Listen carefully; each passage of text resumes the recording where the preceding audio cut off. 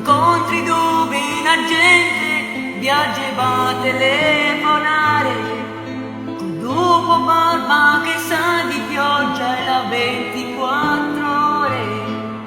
perduti nel Corriere della Sera, nel va e vieni di una cameriera. Ma perché ogni giorno viene sera, a volte uomo è da solo, perché ha in testa strani tagli, perché ha paura del sesso o per la smania di successo, per scrivere il romanzo che ha di dentro, perché la vita l'ha già messa al muro,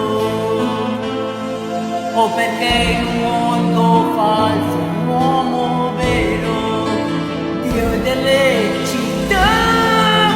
e dell'immensità. Se è vero che ci sei e hai viaggiato più di noi, vediamo se si può imparare questa vita e magari un po' cambiarla prima che ci cambi lei. Vediamo se si può farci amare come siamo, senza violentarci più con nevrosi e gelosie, perché questa vita stende e chi è steso dorme o muore, oppure fa l'amore.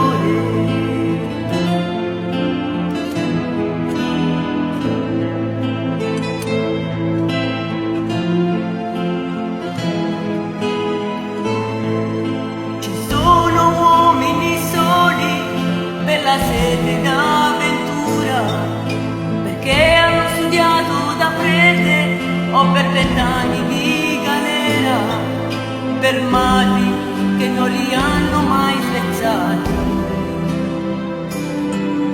per donne che hanno rivotati e persi,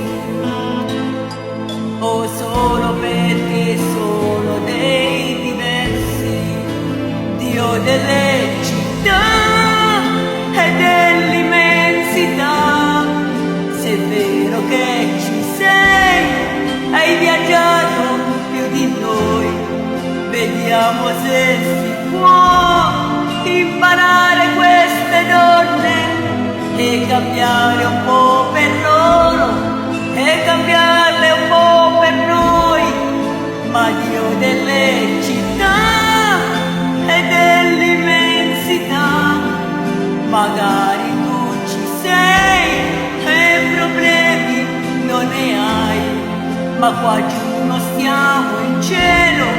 e se un uomo